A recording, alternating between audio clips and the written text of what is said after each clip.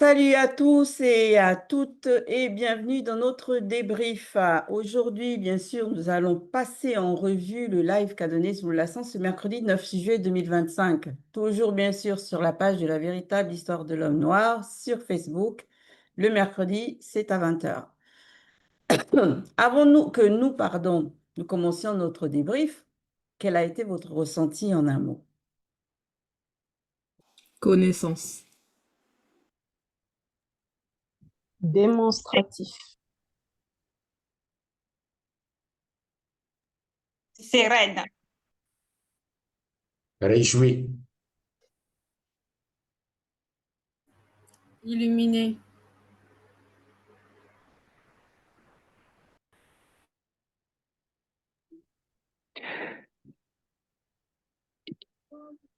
Très édifiant. Édifié, quoi. On a dit un mot. Éclairé. Ok, si tout le monde s'est exprimé, pour ma part, c'était répu. Du moins, c'est, puisque nous sommes toujours dans ce débrief. Le titre, donc, c'est Le jour de la Pentecôte.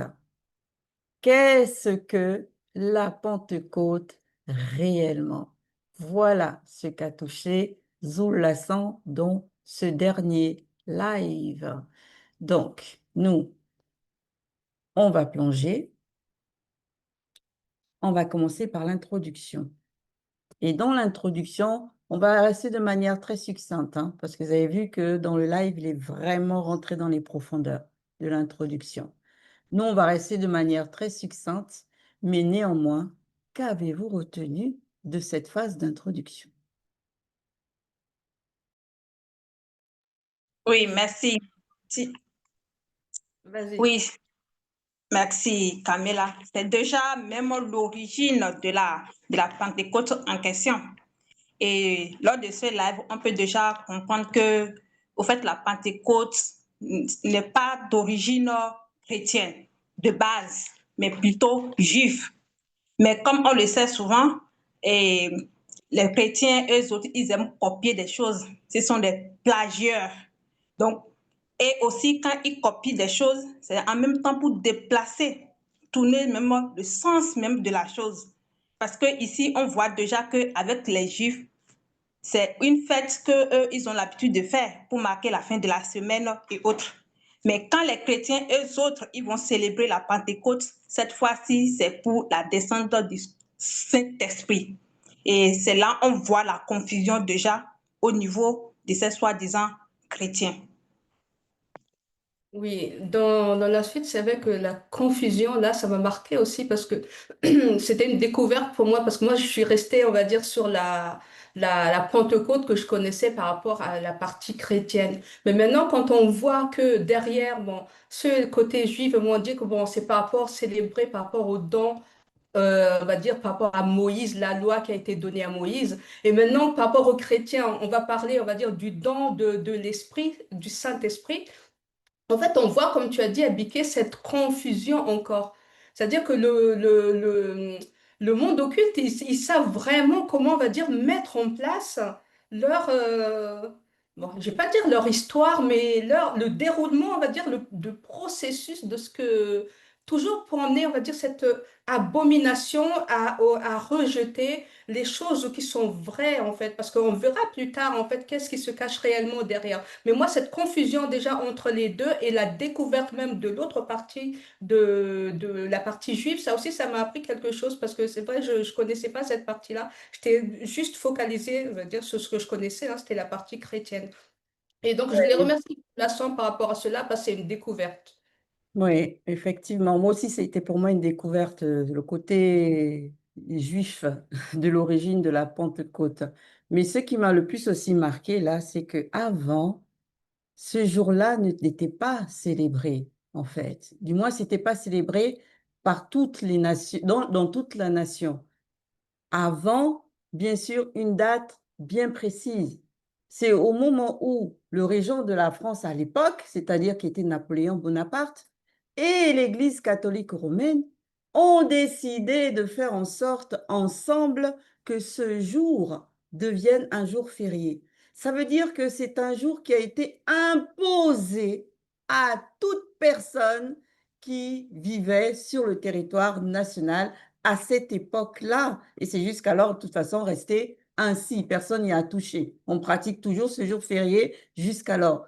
Et là, ça nous dénote la puissance déjà que l'Église catholique romaine avait, hein, dans l'influence du quotidien des gens depuis lors, quoi. On voit ça, ils ont été capables d'imposer à tout le monde de célébrer de manière consciente ou pas, qu'on le veuille ou pas, ce jour. Il est juste imposé, c'est tout. Et tout le monde devait faire avec. Alors qu'à l'époque, on sait que tout le monde n'était pas chrétien. Mais bon, c'est quand même notoire de voir à quel point l'Église catholique, il savait s'y prendre, hein. Ouais. Oui. Merci Damien. Je vais aller dans ton sens, Gengeti, parce que je vais donner l'exemple aux Antilles. La Pentecôte, c'est un jour tellement important là-bas. Qu'ils ont été vraiment... Enfin, l'empreinte est vraiment énorme. C'est rentré même dans la culture, je dirais, antillaise. Ce jour-là, les gens se déplacent, ils vont au bord de la plage, ils font un plat traditionnel à base de crabe, avec le riz et tout. Enfin, il y a toute une institution autour de ça, mais la plupart ignorent véritablement euh, tout ce que Zuluassan nous a révélé justement dans l'introduction, c'est-à-dire les origines juives de cette fête, cette soi-disant fête, et aussi le fait qu'il y ait eu ce décret plus tard qui fasse de ce jour un jour férié. Donc les gens articulent leur quotidien, je dirais leur vie autour de certaines fêtes sans connaître l'origine véritable de la chose en pensant rendre gloire à je ne sais qui, rendre un culte à je ne sais quoi. Non mais, et ça se transmet de génération en génération, c'est-à-dire que les enfants vont reproduire exactement la même chose, c'est-à-dire aller à la plage, faire les mêmes plats, sans rien comprendre, sans jamais avoir un minimum de connaissances. Donc vraiment, là, je suis ravie en fait d'avoir eu ce démêlage en profondeur, parce que ça aussi, ça peut vraiment aider ceux qui sont encore à fond dans ça, quoi. Oui, Betty, je vais continuer à ta suite. Oui, on voit là, c'est-à-dire la coalition, comme Zulu Lassan nous a révélé, la coalition des démons religieux et des démons qui sont derrière, n'est-ce pas, la politique. Et Zulu Lassan l'a déjà dit une fois. En fait, si on voit aujourd'hui l'emprise, n'est-ce pas, des religions, c'est parce que le pouvoir politique, n'est-ce pas, a mis ça là aussi. C'est-à-dire, c'est le pouvoir politique qui a donné, n'est-ce pas, la force à la religion en réalité, au travers, c'est-à-dire cet accord. Et l'année que Zulu Lassan a mentionné, c'est 1801. C'est très récent même, c'est très récent. Et j'ai réfléchi par rapport à ça, à tous ceux-là qui s'appellent chrétiens, c'est-à-dire pentecôtistes, protestants, évangéliques, et maintenant les nouveaux qui sont arrivés. Mais vous fêtez cette fête-là. On vous révèle que c'est le catholicisme qui a mis ça en place, mais les mêmes personnes vont, n'est-ce pas, dire non, je ne suis pas catholique, non, je ne suis pas religieux, je ne suis pas, des fois même ils vont jusqu'à dire, je ne suis pas chrétien, je suis disciple de Jésus, mais Jésus lui-même, en fait, c'est une invention du catholicisme. Et on est en train, n'est-ce pas, de montrer ça ici. Ça doit, n'est-ce pas, réveiller en réalité. Mais vous fêtez ce que le catholicisme a mis en place et vous dites que, en fait, vous n'êtes donc eux tous, ils prêtent allégeance, n'est-ce pas, au catholicisme, qu'ils veuillent ou non. Oui, à ta suite, Damien. Alors, tu parles d'église et dans Actes des Apôtres par rapport à la Pentecôte, là, ils font mention, quand j'ai fait une recherche, ils parlent que la Pentecôte, dans Actes des Apôtres 2, était le commencement de l'église. OK. Donc, Zulu Lasson nous fait savoir que il y a d'autres personnes juifs qui veulent que ça ait une signification de remémoration entre Dieu et Israël, une sorte d'alliance qui symbolise un peu lorsque Moïse était allé sur la montagne pour pouvoir recevoir le Saint-Esprit, etc. Ça, c'est un point.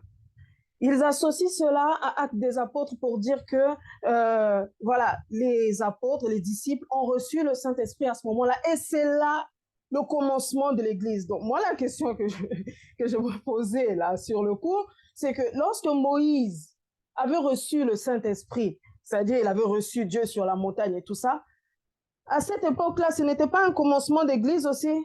Non, il a fallu attendre, c'est-à-dire le déplacement, c'est-à-dire plus tard que les disciples reçoivent le Saint-Esprit pour dire que c'est là le commencement de l'église, mais pas avant. Enfin, ces chrétiens-là, ces religieux-là doivent quand même prendre conscience de cette confusion-là qui sévit dans ces Bibles actuelles classiques-là pour se rendre compte, comme a dit Damien, que voilà, ce fait-là d'aller en église catholique et autres, est-ce que c'est réellement là le commencement de l'église? Est-ce que c'est de cette façon-là que tout a commencé, que tout a débuté? Si ce n'est que, voilà, Zulu Lasson nous révèle en profondeur bah, comment tout a commencé en réalité. Je vais continuer dans ta lancée, Moïto. Il y a parmi les palopies d'église qui existent là, il y a une qui se fait appeler église pentecôtiste. Et aujourd'hui, avec la découverte, comme l'a mentionné Ngengeti et Akamela, par rapport à ce que Zula San nous a fait part, on se rend compte que, en fait, leur fondement de l'église, non seulement ça a été tiré du catholicisme, mais leur fondement, c'est à partir de ce que les Juifs ont établi, ce qu'ils ont appelé la Torah. Maintenant, comme Daniel a mentionné, on ne peut pas se dissocier du christianisme parce que c'est la base. En ce moment-là, maintenant, ils disent qu'ils célèbrent en mémoire du don de l'Esprit Saint et la naissance de l'Église. Voilà leur base, ce sur quoi ils se basent pour dire qu'ils font la fête de la Pentecôte. Vraiment, Zulu Lasson a déjà fait tellement de démonstrations concernant les différentes contradictions qui se trouvent dans les Bibles. Et aujourd'hui, il prend les différentes versions des Bibles. Il nous montre même celle qui est nos sens et la mieux traduite, pas la bonne, mais la mieux traduite pour qu'on puisse avoir une forme de compréhension. Mais la question que moi je vais poser, je ne vais pas dire aux chrétiens, à toutes ces personnes qui ont les Bibles là, posez-vous la question de savoir pourquoi il existe une multitude de Bibles. Et plus le temps passe, plus on ne fait qu'avoir ça ne fait que prendre de l'ampleur. Et dans ces différentes Bibles-là, vous vous contredisez. Vous ne pouvez pas vous asseoir sur une table et manifester ce qu'on appelle l'union. Posez-vous la bonne question. Est-ce que réellement, comme selon votre compréhension, Dieu là, comme vous comprenez là, est-ce qu'il peut pas avoir la division dans ce que vous appelez Église là?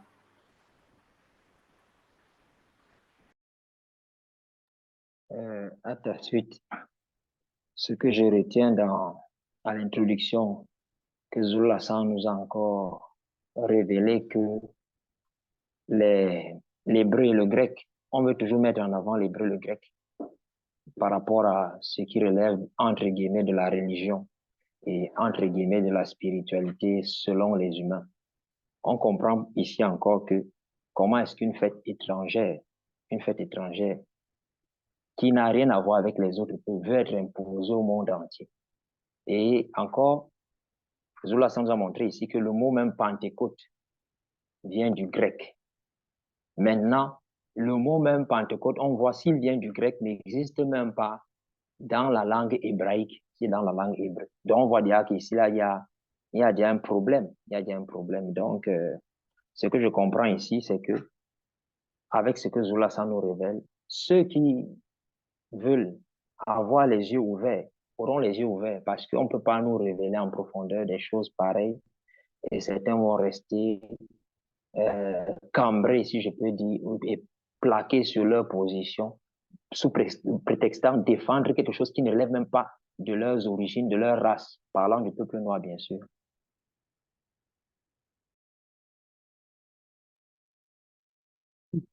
Comme vous l'avez précédemment mentionné, on se rend compte ici, à travers le live de Zulu Lasson, que la Pentecôte, selon le christianisme, porte confusion parce que, en effet, elle porte plusieurs facettes. D'un côté, on nous parle de la facette juive, où elle symbolise la fête des semaines, des récoltes et de la cinquantaine, des cinquantenaires dans d'autres versions. Et d'une autre part, elle traduit la commémoration de Dieu avec son peuple Israël. Et quand on y réfléchit bien, on se rend compte qu'en fait, c'est pas nouveau parce que c'est une coutume chez les, c'est accoutumé chez les religieux de voir que leur fête a plusieurs facettes, ce qui porte la confusion.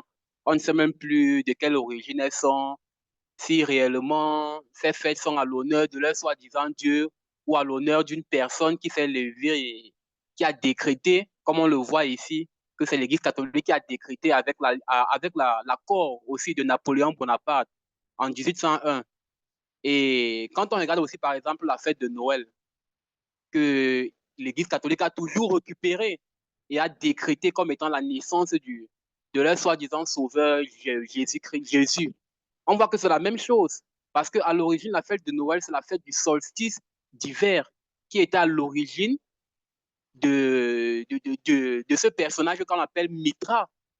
Donc, vous voyez que c'est pas nouveau, en fait. C'est une coutume chez les religieux que leur fête soi-disant religieuse, chrétienne, ait toujours plusieurs facettes. Ok. Facette toujours pour plonger tout le monde qui les suive dans la confusion avec toutes les contradictions que cela confère aussi. Donc, nous, on va poursuivre dans notre débrief. Et cette fois-ci, on va rentrer dans les rouleaux de la vérité. La phase 1 que Zoulasan a intitulée « Quel esprit est derrière la Pentecôte ?» Qu'avez-vous retenu de cette phase? Merci, Ngengeti. On sait que Zoulasan nous a déjà révélé que le monde culte existe réellement. Il y a des personnes qui dorment et le matin, ils se réveillent le matin, ils sont possédés. Non pas à la possédation, non pas au stade démoniaque, mais je ferai allusion à ces personnes-là qui vont se lever le matin et dire qu'ils sont été inspirés par Dieu. Aujourd'hui, qui sont été envoyés par Dieu pour pouvoir délivrer leur frère, le peuple, en quelque sorte. Mais et d'autres même font même un peu, poussent un peu le bouchon plus loin. Vous allez parfois recevoir certains messages au WhatsApp. Quelqu'un va avec une voix, avec une certaine émotion, comme si, ah oui, Jésus m'est apparu parce qu'elle a dormi. Parce que là, aujourd'hui, là, c'est ce qui se passe et on voit ça réellement. Aujourd'hui, avec les enseignements que Zoulasan nous transmet, on comprend que toutes ces personnes-là qui se disent être envoyées par Dieu, là, par Dieu, ils sont tout simplement, ils sont sous l'emprise du monde occulte. Ce sont des personnes qui ont reçu une inspiration mystique du monde occulte. Quand on dit mystique, ça parce qu'on sait qu'on a vu comment les démons ont fait pour apparaître et on sait que les démons sont tapis dans l'invisible du visible. Donc, c'est exactement le même processus. Aujourd'hui, on a la révélation que la personne ou les personnes qui ont instauré le jour de la Pentecôte, c'est parce qu'ils ont été inspirés mystiquement par un démon de haut rang. Et toutes les personnes là qui, non seulement qui passent leur temps à croire, à pratiquer cette fête-là, vous devez savoir que vous rendez un culte à un démon. Il se sert effectivement des énergies de toutes ces personnes qui croient à ça, particulièrement les non-initiés, parce que ce sont les noirs. Parce qu'ils ont conscience que la spiritualité est une question de race. Oui, c'est vrai. Pour poursuivre dans ta lancée, Daniel, moi déjà, ce que j'ai compris à prime abord, hein, c'est que il ne faut pas nous, par contre, dans la vérité, on se mélange. C'est-à-dire que la Pentecôte dont on fait référence dans les rouleaux par les Écritures saintes, les Écritures de vérité, n'a rien à voir avec la Pentecôte qu'on dénonce ici à la phase 1. Parce que l'effusion de l'Esprit, ça s'est vraiment réalisé. On le verra par la suite. Ici, on parle vraiment de la Pentecôte dans le sens de la fête de semaine, c'est-à-dire quand on célèbre la fin des récoltes. C'est de cette fête-là qu'il s'agit, en vérité. Parce que quand on remonte toujours à l'origine, on nous donne justement le pourquoi cette fête, célébrer ça, c'est une abomination. Parce qu'à la base, ça vient de Bébotedi 4.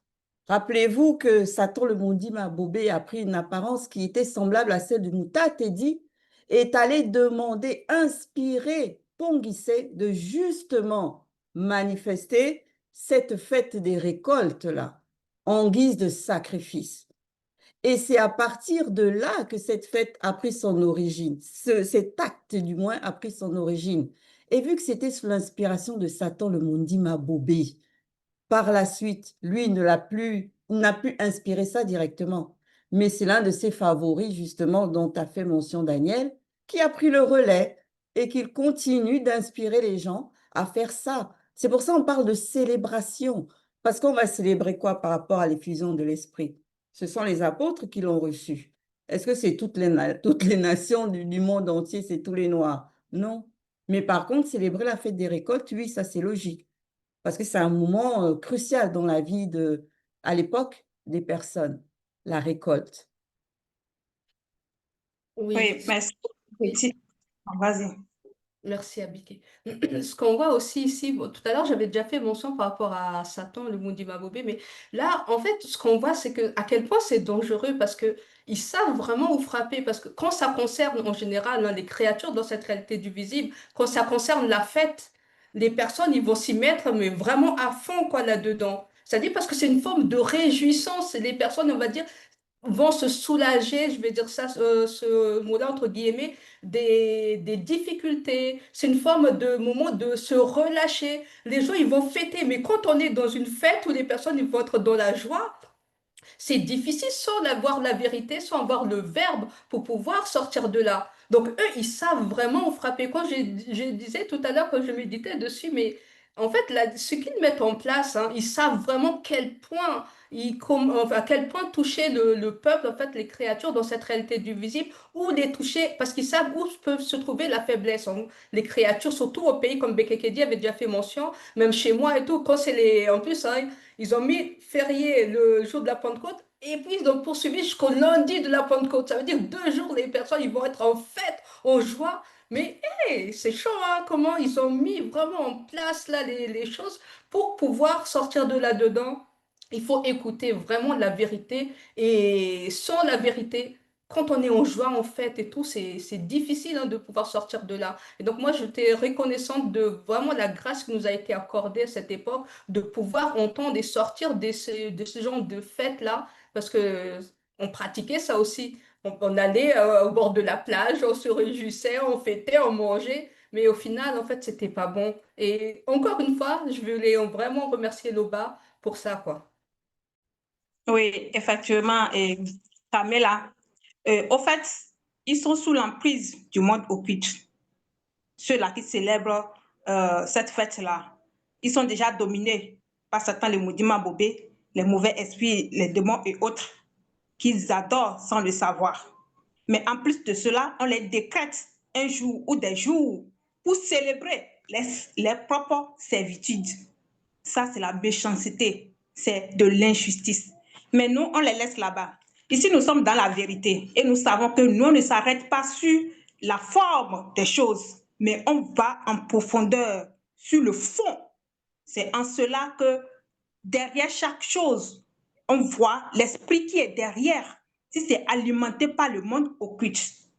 Et pour ce faire, nous, on ne va pas accepter, il n'y a pas la tolérance de fêter ces genre de fêtes comme la Pentecôte. Plus encore, en honneur de qui? De tes terres? Non, ça ne peut pas se passer. Mais nous savons également que les non-initiés, les blancs et les sans-mêlés, quand ils voient les initiés à l'œuvre, ils aiment les imiter, ils aiment les copier. On peut parler par exemple du cas de la circoncision. Quand c'est selon les herbes, ça passe. Mais quand il s'agit des inspirations qui viennent du monde occulte, on doit véritablement faire attention. C'est en cela que nous devons véritablement veiller en tout ce qui se passe autour de nous pour ne pas se mêler à leurs coutumes. Parce qu'aujourd'hui, cette histoire de Pentecôte, ça se développe encore d'une autre manière dans certains pays où il y a des familles ou bien même des ethnies qui se lèvent pour célébrer d'une autre manière encore ce genre de fêtes, mais c'est bien dommage. Ouais, pour continuer dans ce que tu dis, dans cette interdiction, en fait, il faut vraiment voir quelque chose de bon parce que je vais reparler un petit peu de comment ça se passe aux Antilles. En fait, ce jour-là, hein, c'est un jour vraiment terrible pour les crabes. Hein, ils subissent. Hein. C'est la mort des crabes ce jour-là. Il y a l'hécatombe des crabes. En fait, c'est là qu'on voit que c'est une forme de sacrifice en soi. On se rend même pas compte des actes qu'on est en train de poser puisque tout le monde fait la même chose le même jour. Et il y en a qui présentent ça, selon les cas, selon les familles, ils vont prier avant de manger la nourriture. On voit que c'est une forme aussi de présentation. Donc c'est vraiment un méli-mélo. Quand on ouvre la porte de la Pentecôte, ça ouvre d'autres portes derrière, comme l'idolâtrie, comme le sacrifice. Et voilà, en fait, ça va très très loin. Donc c'est pas possible en fait que cette fête-là puisse être fêtée par les initiés ou les non-initiés graciés. On voit vraiment l'empreinte occulte derrière en fait. Et il faut vraiment prendre garde tel que c'est dit là. C'est clair et net. Cette fête-là, c'est une abomination. En tout cas, la fête des semaines derrière la Pentecôte là, c'est une abomination. Effectivement, comme tu le dis, c'est une abomination. Et on voit que cette fête ouvre encore bien d'autres portes, comme tu l'as mentionné, et plus précisément la porte du sacrifice. Bon, chez vous, tu as fait mention des crabes de votre côté. Ici, chez nous, on va plutôt parler des poulets, d'autres peut-être du bœuf, etc. Et ce qui est marrant, c'est que eux-mêmes dans leur propre Bible, le fameux Jésus dit en entrant dans le monde, il dit qu'en entrant dans le monde, que Dieu n'a voulu ni sacrifice ni offrande. En fait, on comprend quoi? On comprend que ce Dieu à qui ils offrent cette soi-disant sacrifice n'approuve pas cela. Il ne veut ni sacrifice ni offrande, donc ils sont dans la confusion. Et aussi, comme Abdelkal a dit, derrière chaque chose, il y a un esprit. En fait, on nous révèle ici que l'esprit qui est derrière cette fameuse fête, c'est un démon oiseau incube religieux de haut rang de la race des démons oiseaux hybrides en forme d'aigle. Et beaucoup vont dire, mais qu'est-ce que Zulu la raconte et c'est pas la vérité. Et pourtant, les signes même sont dans leur Bible, mais comme Zulu la dit le plus souvent, ils ne lisent pas leur Bible ou alors ils ne savent pas lire leur Bible. Parce que s'ils savaient lire leur Bible, ils auraient vu les indices, ils auraient compris. Parce que quand on va par exemple dans Exode 19-14, Bible Louis II, il est dit quoi? Vous avez vu ce que j'ai fait à l'Égypte, et comment je vous ai porté sur des ailes d'aigle et amené vers moi. Là, c'est Yahvé qui parle qui les a portés sur ces ailes d'aigle. Donc Yahvé a des ailes d'aigle. C'est un indice qui démontre comment ce que Zulu révèle dans ce live. Donc derrière Yahvé, c'est un démon qui est derrière.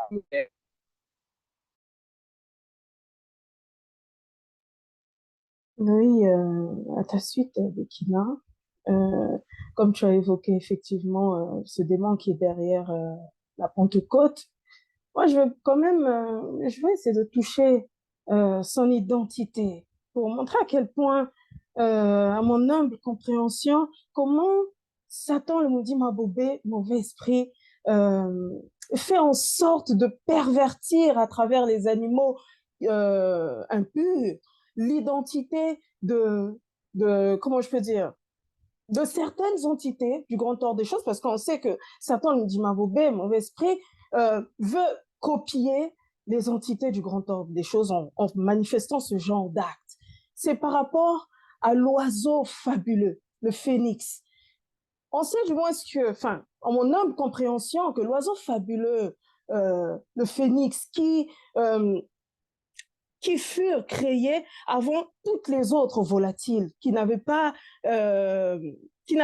été contaminés par le péché issu de la chute de Moto et Muto. L'aigle est une représentation visible de cet oiseau fabuleux-là. Et on se rend compte, en tout cas à mon humble compréhension, que ce démon-là, en forme d'aigle hybride, un instant que je vois par rapport à mon...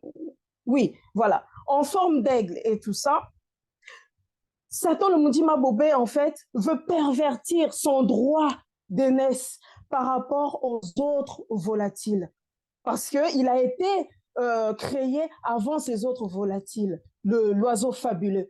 Et l'identité de l'aigle dans le visible, ben, il passe par son, comment je peux dire, son favori qui a été manifesté de cette sorte-là pour pouvoir salir une fois de plus l'image des entités du grand ordre des choses par l'une des entités qui est... Ton temps de parole, Moito. Oui, je vais prendre le relais. Dans cette phase, Zulu Lassan nous montre encore qu'il est crucial et même vital de savoir en quoi ou en qui est-ce qu'on met sa foi. Lorsqu'il parle de la Pentecôte, on voit que cette fête païenne, si je peux le dire comme ça, est inspirée par ce démon qu'on appelle Yahweh, qu'on appelle El Shaddai et autres.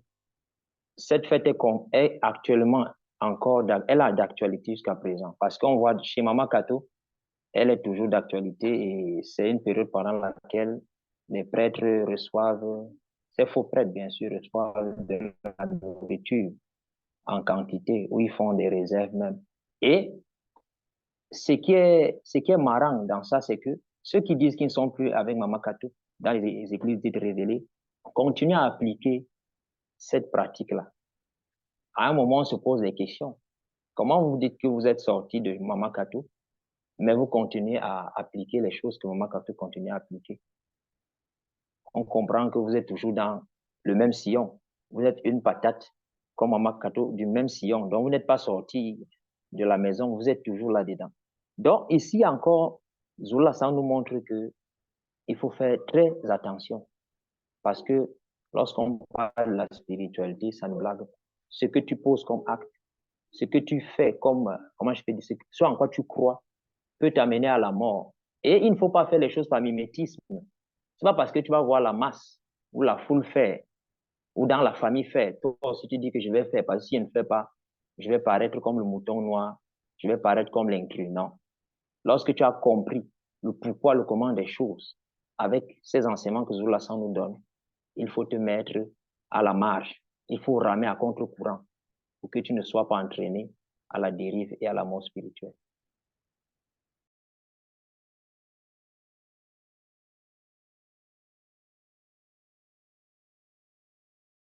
Bon, Damien a un souci de réseau. Je peux ajouter quelque chose en attendant, Mélodie? Oui. Merci. Moi, il y a quelque chose que j'aimerais, quelques questions d'introspection par rapport à toutes les personnes. Je ne vais pas qualifier seulement les chrétiens, mais tous ceux qui ont les Bibles là. Il y a eu plusieurs événements qui se sont manifestés.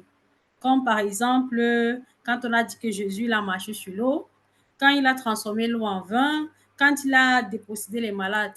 Pourquoi à ce moment-là, vous ne faites pas aussi des fêtes en honneur de ces différents actes-là, ou bien ça ne compte pas pour vous?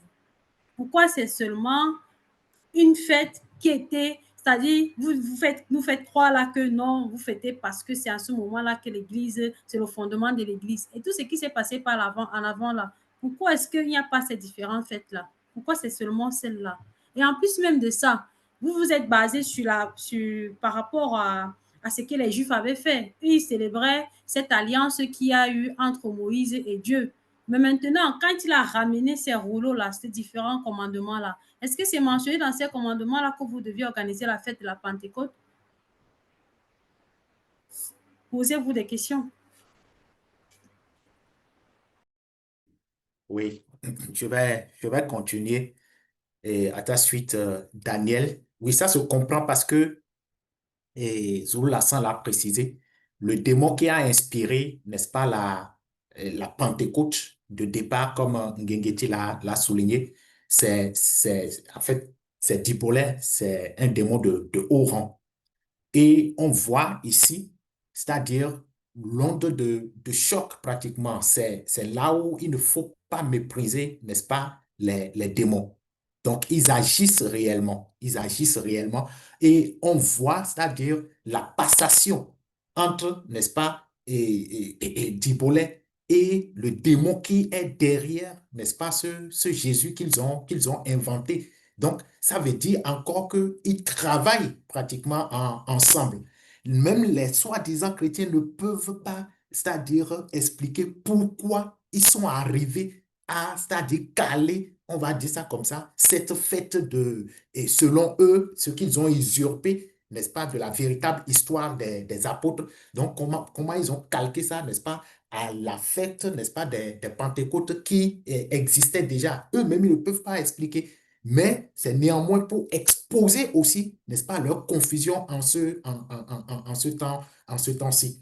Donc, et j'ai remarqué aussi que l'interdiction est donnée depuis, n'est-ce pas, c'est-à-dire l'époque du patriarche Boussi. Donc, ça veut dire que c'est très loin, c'est vraiment très loin. C'est-à-dire, les démons agissaient réellement, c'est-à-dire, parmi le peuple noir, il y a de cela, c'est très, très, très longtemps. Et ça doit attirer l'attention, n'est-ce pas, de ceux-là qui sont là aujourd'hui, qui pensent, n'est-ce pas, qu'avec les émotions, ils peuvent chasser un démon. Donc, Zulu Lassan nous enseigne par rapport à ça. Il faut faire vraiment très attention. Ouais, Merci, effectivement. Les gens doivent vraiment prendre conscience que pratiquer ça n'a rien du tout à voir avec le fait de glorifier leur créateur, hein. Ça n'a rien à voir du tout. Il n'y a rien de spirituel dans cet acte-là. Rien du tout. On nous a révélé que c'était quelque chose de mystique. Ça provenait du mysticisme. Derrière les démons et tout. Donc, sincèrement, à un moment donné, il faut vraiment que les gens prennent conscience, comme a dit Baume, qu'ils se réveillent, qu'avant de mettre en pratique quelque chose, il faut d'abord connaître l'origine et savoir ce qui a suscité ça, quelle est la source, le pourquoi du comment. C'est le seul moyen, parce que vraiment, le plan du monde occulte, le plan de Satan ou le Mundi Mabobé est en train de s'exécuter comme ça de génération en génération. Pourquoi? Parce que les gens sont dans l'ignorance ou pour la plupart, ils ne veulent pas écouter la vérité. Ils font le choix de ne pas écouter la vérité, alors qu'on ne cesse de les plonger dans la confusion encore et encore et encore et encore et toujours, quoi. N'oublions pas le but du monde occulte, hein. C'est de faire pécher le plus grand nombre, et particulièrement ceux de la race noire.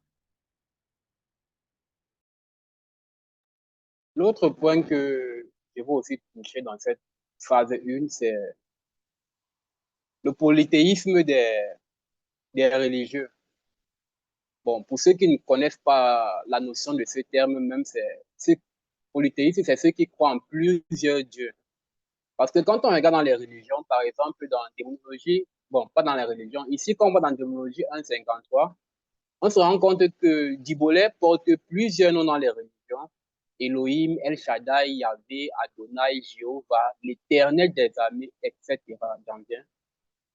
Et ça porte la confusion parce que ils vont dire, d'autres vont dire pour se défendre, font des traductions.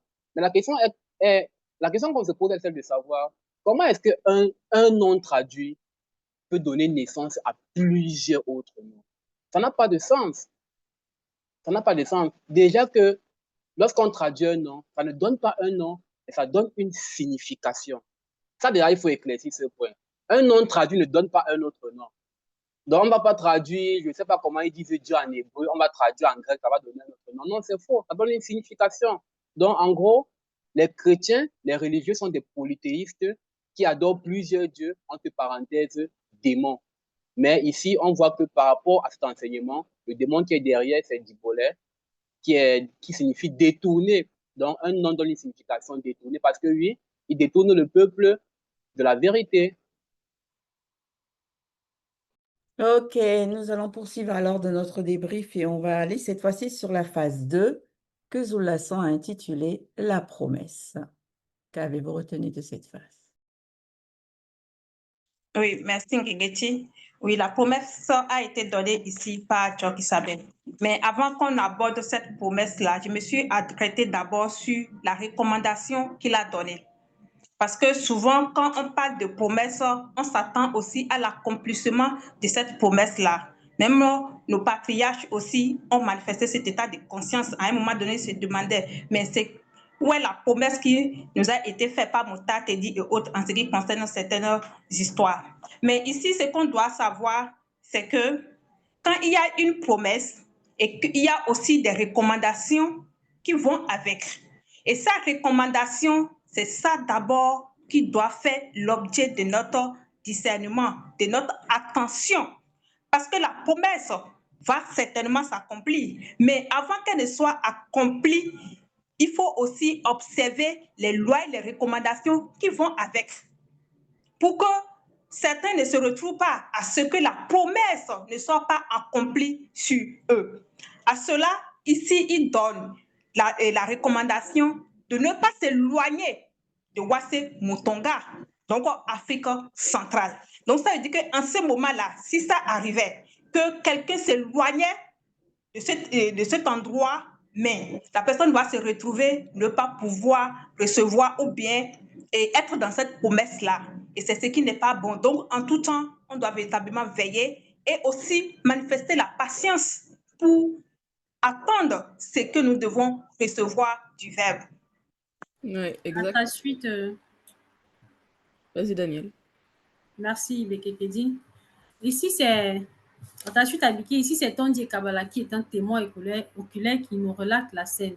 Il dit, comme Joe Kisabe se trouvait parmi nous, là, on doit savoir que là, Joe Kisabe n'était plus dans la condition du visible, il avait déjà changé. Non point qu'il était non point qu'il avait le corps astral ou bien le corps spirituel, mais on sait qu'il avait un corps d'une autre nature qu'on ne nous a pas révélé. Là. Bon, bref, que je n'ai pas compris, désolé, là, sans, il ne nous a pas révélé cela. Donc, ça fait par rapport un peu aux fausses Bibles classiques, là, ce qu'ils ont mentionné, ils disent toujours que c'est c'est après la résurrection de leur soi-disant JC. Non. Là, c'est là pour restaurer la vérité. C'est pour ça que quand on écoute les enseignements, on voit comment cela effectivement s'est déroulé. Comme Abike a mentionné, ils ont écouté les recommandations qui leur ont été données. Et ça, c'est quelque chose qui marque sur le chemin de la sanctification. Il faut qu'on apprenne. Dans la recommandation, Joe Kisabé leur a demandé effectivement de rester sur place et d'attendre. Donc, de cette même façon, il faudrait que toutes les personnes qui sont sur le chemin de la sanctification puissent rester à la place où le Verbe de l'Oba a permis qu'il soit. Parce qu'il nous a estimés du haut du monde occulte. Et il faut qu'on considère véritablement la grâce qui nous a été manifestée en restant dans la soumission au Verbe et aux lois du Verbe de l'Oba. Oui. Je vais encore rebondir sur le terme recommandation parce que c'est très important dans la suite des événements parce que effectivement pour que la promesse se réalise, là il y a des conditions et Joki Sabé, il n'a pas ordonné, il n'a pas menacé, il n'a pas grondé, il a dit tout simplement, il a donné une recommandation. Ça veut dire que le libre arbitre des apôtres était toujours là. S'ils avaient décidé de ne pas suivre la recommandation, ils avaient cette possibilité-là. Mais gloire à l'Oba, ça n'a pas été le cas, ils ont obéi. Mais c'est pour dire que dans la spiritualité, c'est comme ça. C'est la liberté. C'est-à-dire qu'on te donne la recommandation, tu es libre de suivre cette recommandation ou pas, mais c'est à tes risques et périls après. Si tu refuses d'écouter, c'est que tu vas seulement louper. Parce que s'ils n'avaient pas écouté, la promesse qui est la suivante, c'est « Mais vous, dans peu de jours, vous serez baptisés, consacrés, initiés, révélés du Moudi Moussangi. » Donc c'était un grand événement, c'était un grand moment qui devait se produire.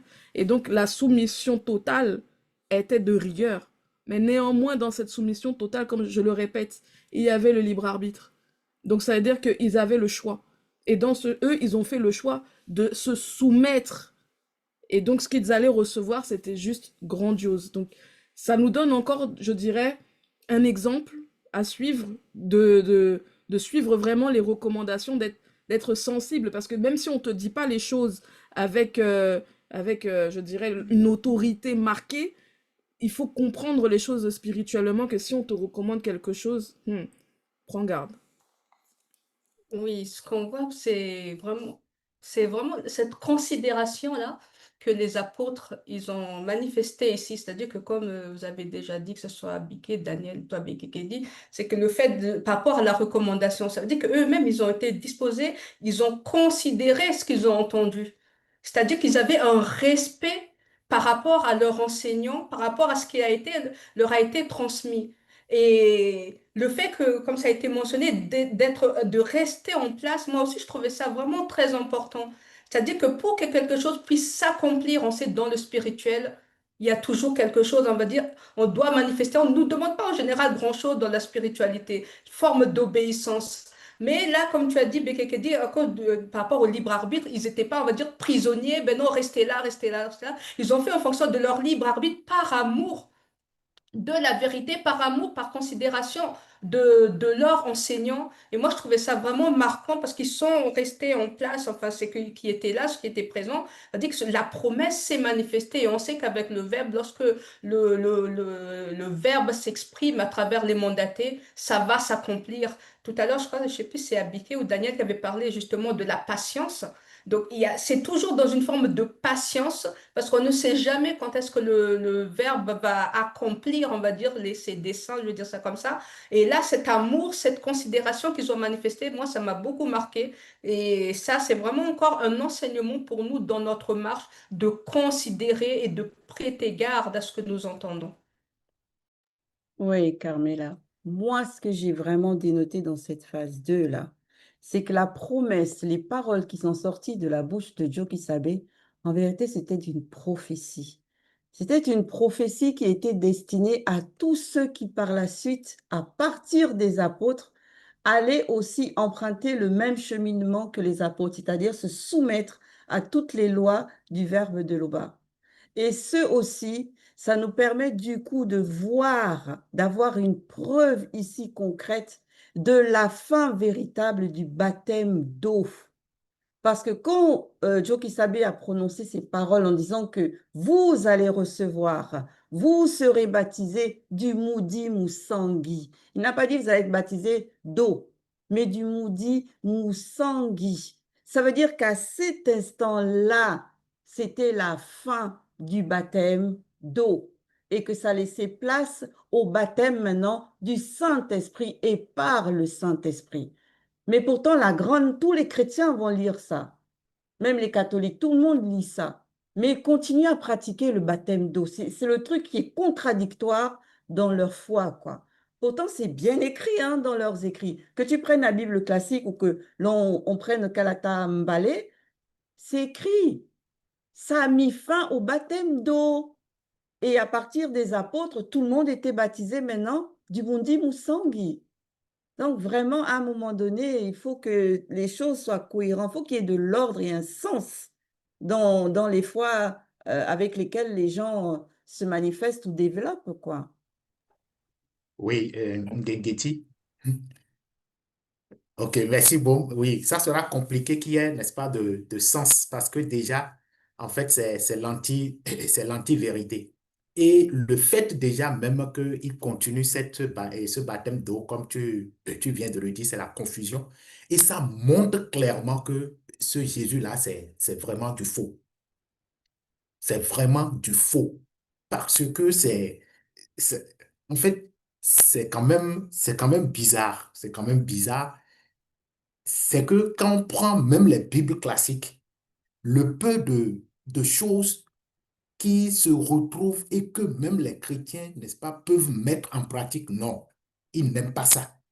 Mais c'est ce qui sort, n'est-ce pas, du sens, comme tu l'as dit, de logique, c'est ça. Donc, on voit réellement que derrière, c'est la confusion, ce sont des démons qui, n'est-ce pas, ce sont les démons qui les poussent. Et même, il y a des débats, hein, ils ne se sont pas encore entendus sur quelle forme de baptême.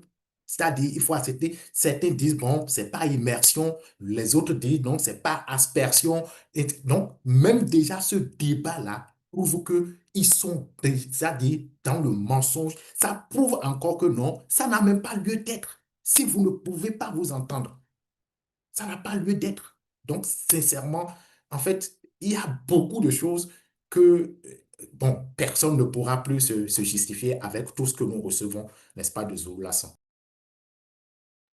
Oui, à ta suite, Damien, moi, ce qui m'a amusé tout à l'heure, c'est que ces chrétiens-là, lorsqu'ils lisent ce passage-là, ils veulent se l'approprier à tout prix. Dans les nuits de prière, entre guillemets, vous recevrez. Non, non, non, ça ne vous concerne pas parce que vous êtes dans le faux. Ça, c'est la première des choses. Tant que tu es dans le faux, ça ne te concerne pas. Parce qu'on sait que Dieu qui savait, c'est le chemin, c'est la vérité, c'est la vie. Et ses paroles sont esprit et vie. Cette prophétie-là ne peut pas s'accomplir sur ceux qui sont dans l'anti-vérité, dans le mensonge. Mais moi, ça me réjouit parce que nous qui sommes sur le chemin de la vérité, on sait que cette promesse-là, elle est d'actualité. Elle est d'actualité si seulement nous faisons comme les apôtres de Dieu qui savait, nous nous soumettons et croyons, esprit, âme et corps, que cela va se faire par la manifestation de la grâce du Père de l'Ouba. Cela va se réaliser. Donc, c'est encore une interpellation pour ceux qui sont dehors, ceux qui sont encore dans ces fausses assemblées-là, à rejoindre véritablement la vérité pour pouvoir bénéficier aussi de cette promesse-là. Oui, à ta suite, Baume. Un petit rappel. Le verset 25 nous révèle quand même, à travers Zulu Lassan, sur ce live, et il a toujours dit aussi, que Dieu qui savait était venu pour le peuple noir, tout le peuple noir. Non pas comme veulent faire croire les faux juifs, dire comme ça, qu'il était venu pour le peuple juif. Parce qu'il faut dire, juif, c'est pas une race, c'est une nationalité. Là, déjà, il faut voir aussi ce point-là. Et quand on va plus loin dans le verset 38, on se rend compte que ce n'est qu'à ce moment-là que les apôtres iront aux extrémités de la terre de Wassé pour propager, prêcher cette bonne nouvelle-là. Donc, c'est vraiment important de prendre connaissance et conscience de tout ce qui se passe dans cette époque du visible, à l'époque du deuxième, qui lui est venu restaurer l'identité, que ce soit de Djoki Sabet, que ce soit de la naissance de l'Église, des chrétiens et autres, pour pouvoir réellement sortir de cette emprise, de sortir de cette supercherie-là que ce Dibolet a apporté dans cette réalité du visible à l'époque du deuxième, tout simplement. Merci, Moeto. Dans cette phase, ce qui m'a marqué comme vous, c'est déjà par rapport au baptême, mais vous avez déjà tellement parlé que je ne vais pas m'attarder dessus. Je vais juste dire une chose à ces gens qui nous écoutent, c'est que Jean le Baptiste lui-même dans les Bibles chrétiennes a dit, moi Jean, je baptise d'eau. Il n'a pas dit moi, Pierre, Paul, Simon, Matthieu, il a dit moi Jean. En gros, pour dire quoi? Il est le seul. Le français est facile, mais c'est aussi difficile, comme je vous l'ai dit souvent. Il faut avoir la compréhension. L'autre point crucial qui m'a aussi touché dans cette phase, c'est par rapport au fait qu'on précise que Dieu qui avait recommandé à ses apôtres, à ses Bamuluma, de ne pas s'éloigner de Wassé Mutonga. Parce que Dieu qui lui-même n'est jamais sorti de Wassé Mutonga. Zola Sandra fait de Wassé, autant pour moi. Il est resté à Wassé. Parce qu'il est venu pour les siens. Maintenant, donc, ils sont partis trafiquer les cartes.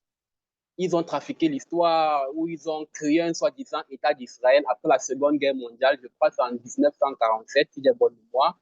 Or, Israël, la vraie Israël, existe depuis des millions d'années. Et juste un petit détail, par exemple, quand on parle même du baptême, parlant même du baptême, on dit que Jean le Baptiste baptisait dans le Jourdain. Mais montrez-nous un endroit en Israël là où il y a le Jourdain. Il n'y en a pas.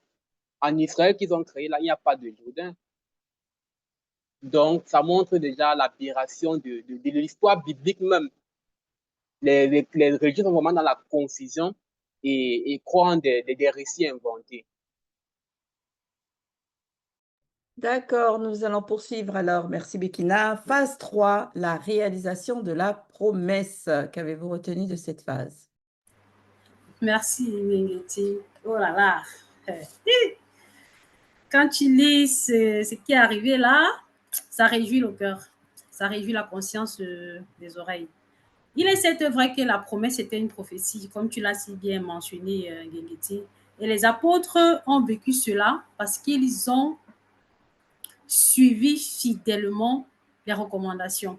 Sachant que Jock Isabé ne leur avait pas donné la date ou le jour précis, que voilà, ça sera tel jour. Non, ils étaient là, ils sont restés dans l'attente. Dans cette attente-là, c'est ce que Abika a mentionné tout à l'heure, la patience. Ils n'ont pas gardé leur mal en patience, mais ils ont été patients parce que c'est deux expressions différentes. Et dans cette patience-là, ils demeuraient toujours soumis aux lois et aux recommandations du verbe de loi. Ils sont restés entre eux et ils s'exhortaient entre eux. Raison pour laquelle, quand Dal nous raconte comment ça s'est manifesté, on nous fait la précision qu'ils étaient dans une pièce. Et là, dans ce que Dal nous dit, il dit qu'ils ont vu que toutes les langues d'hommes apparaissaient sous forme de phrases et mots se posaient sur chacun d'entre eux. Et par la suite, ils furent tous remplis du Mundi Musangi. Et ces langues d'hommes-là, à laquelle chaque abo devrait s'exprimer, c'est le Mundi Musangi qui a décidé les langues à laquelle chacun de ces apôtres-là devrait s'exprimer. Ce ne sont pas eux qui ont choisi que voilà, quand les langues-là se sont manifestées, moi je vais prendre telle langue, moi je vais prendre telle. Non, c'est le Mundi Musangi. Ils ont laissé faire. Ils n'ont pas cherché à contrôler quelque chose. Et là, c'est quelque chose de très, très important. Il ne faut pas qu'on cherche à contrôler les manifestations du Verbe. Ça, on ne peut pas. On doit laisser le Verbe agir en nous et suivre tout simplement les recommandations telles qu'on nous a présentées.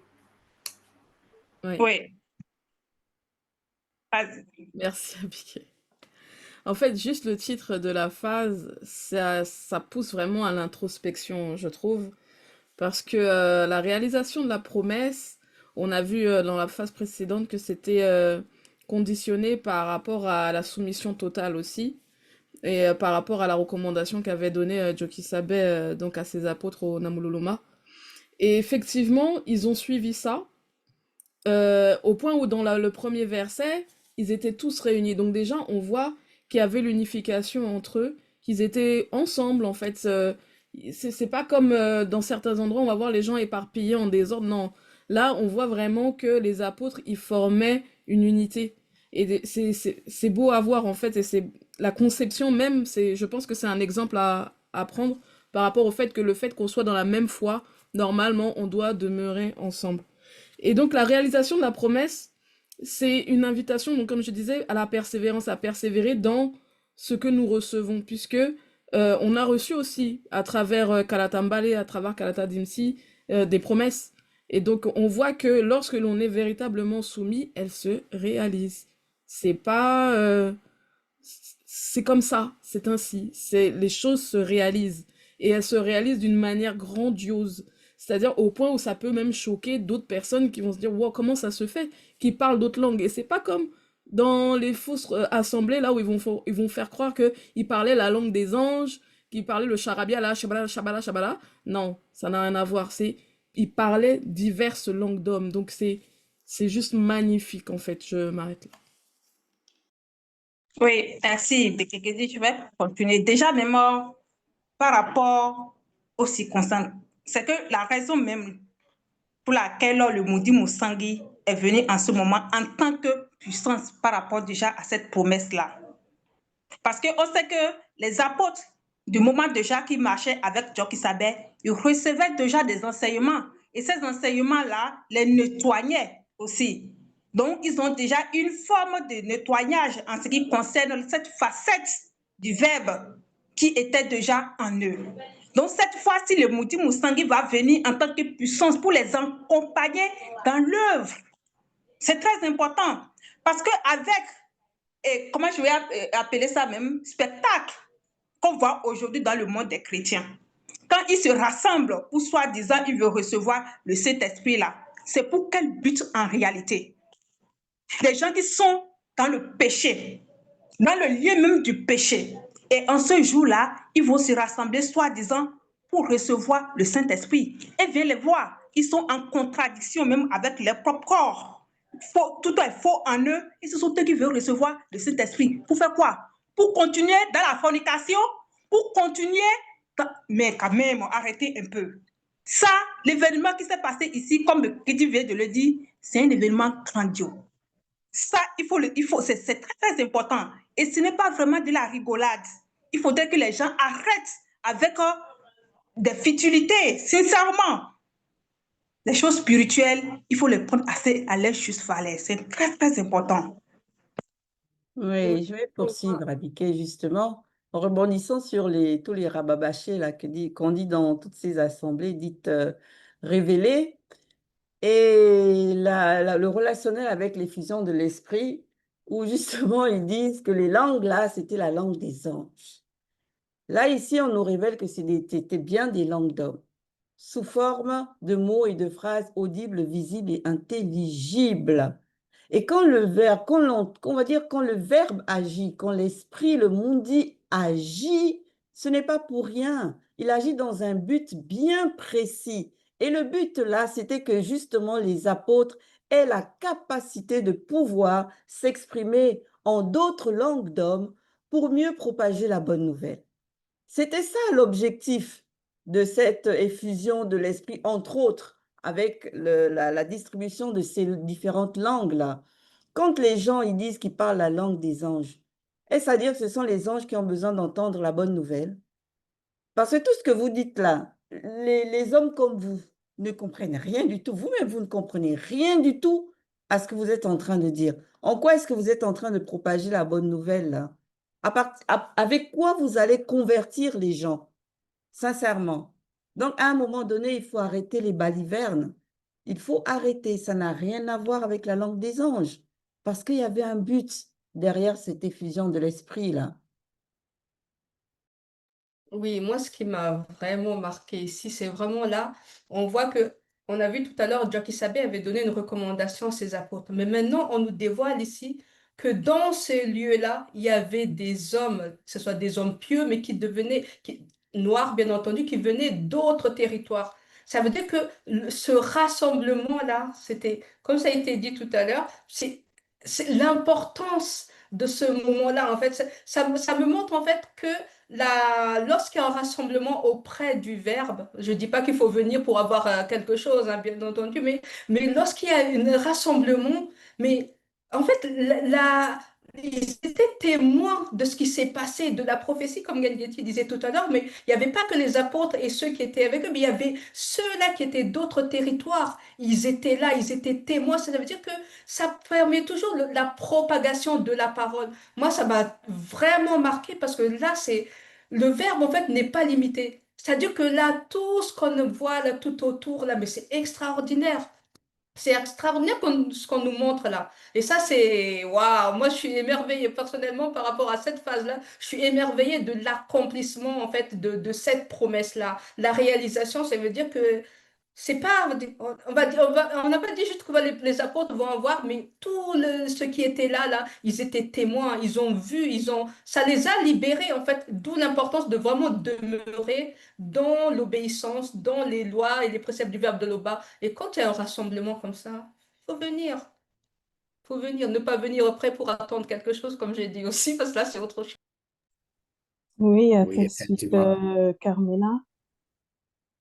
Merci, Damien. Tu as parlé des hommes pieux. Effectivement, dans ce verset 59, on parle des hommes pieux. Et c'est pas mentionné hommes initiés. Et en lisant, en fait,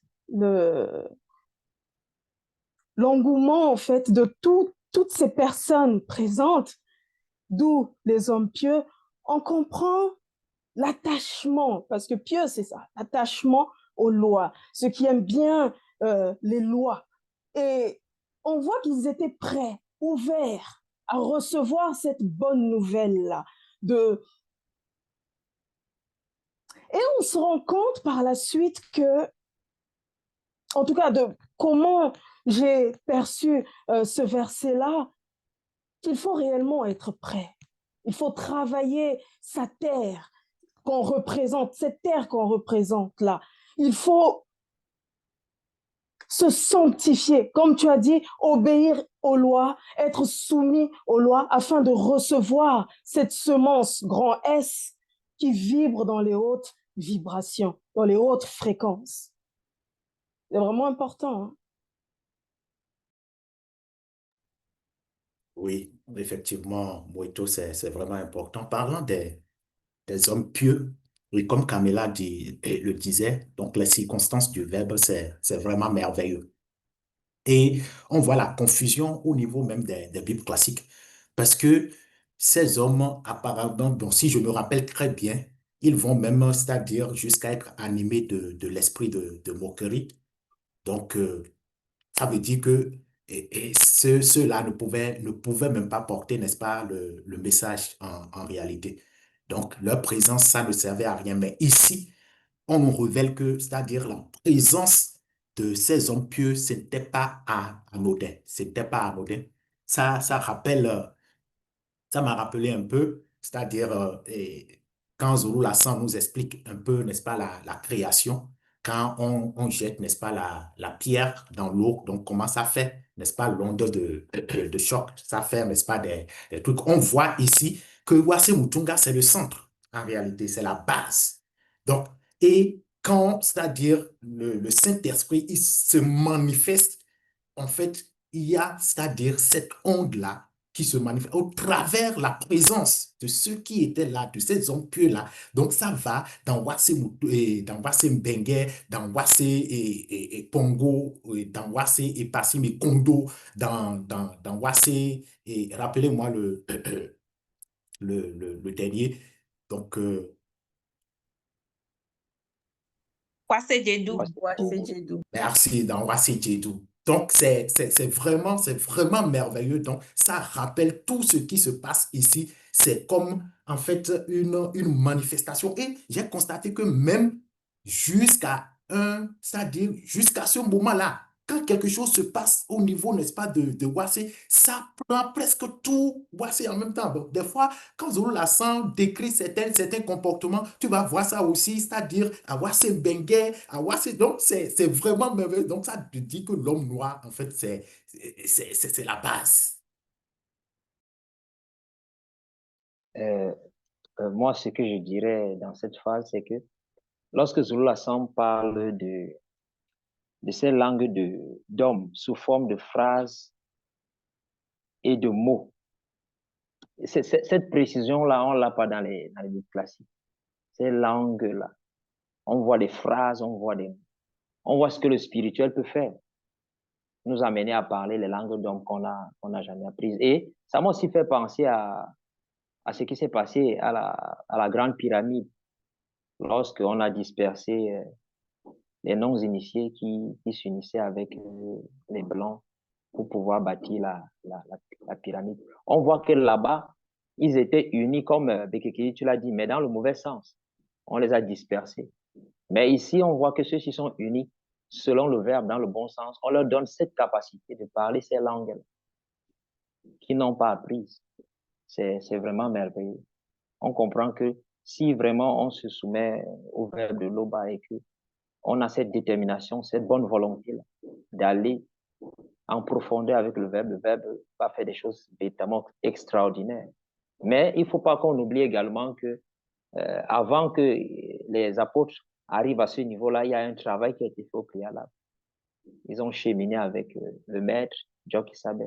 Ils ont été nourris, ils ont été enseignés, ils ont été préparés à cette étape-là. Donc, ça ne se fait pas du jour au lendemain. Quand tu n'es pas dans la vérité, tu n'as pas été initié, tu n'as pas appris comment est-ce que tu dois te comporter, comment vivre, comment apprendre à marcher pour que tu puisses bénéficier véritablement de cette réalisation de la promesse. Donc, on comprend que il y a un cheminement, qu'il faut faire pour qu'on arrive à ce niveau. Ah, la langue des anges. Les anges, là, ils ont vraiment une drôle de langue. Vraiment, les démons religieux, ils ont vraiment pollué les consciences. Parce qu'aujourd'hui, on va voir des soi-disant pasteurs qui vont dire, Dieu m'a dit, le Saint-Esprit m'a mis à cœur, j'ai eu la révélation. Ils vont dire qu'ils ont dormi et ils ont vu Jésus. Et curieusement, comme vous le dit, ils répètent en fait ce qu'on a écrit, qui est écrit dans leur torchon. Ils vont dire un ange m'est apparu, ou alors d'autres vont dire Jésus m'a apparu.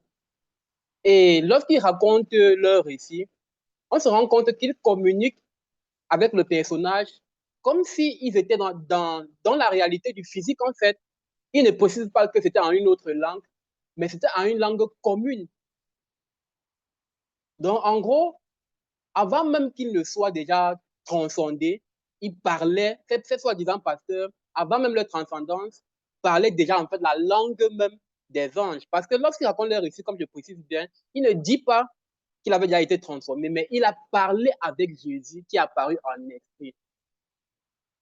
Ça, c'est vraiment beaucoup de confusion. Mais ici, dans la vérité, on comprend qu'en fait, comme vous l'avez dit, c'était des langues d'hommes.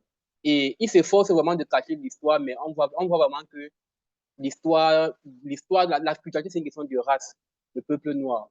Parce que si Jésus était américain, les Américains n'ont pas plusieurs langues. Les Français ont leur langue. Je sais pas, Israël a sa langue. Par contre, en Afrique, on retrouve plusieurs langues, en Afrique noire particulièrement. Donc, c'est normal que les apôtres, les Bamlouloma, devraient parler plusieurs langues pour pouvoir passer le message à plusieurs de leurs frères juifs. Éparpillés dans tout, c'est tout à fait normal. Donc, franchement, ça ne sert à rien de cacher l'histoire. Comme on dit, le mensonge n'a pas de longue jambe. Ouais. Une chose aussi qui m'a marqué dans cette phase-là, c'est par rapport à ce que Né dit Joël dans les Bibles classiques, justement, a révélé. Quand tu ouvres la Bible classique, quand on lit toutes les histoires, on n'a même pas besoin de passer par la Bible, on a quand même aller juste sur Internet. Quand on fait des recherches, tous les patriarches, les matriarches, les prophètes, apôtres, tous les mandatés ou on les dépeint comme étant des personnes de la race blanche. Même le sauveur, leur sauveur, il est blanc ou pour certains, on va le mettre un peu basané, genre sans mêler.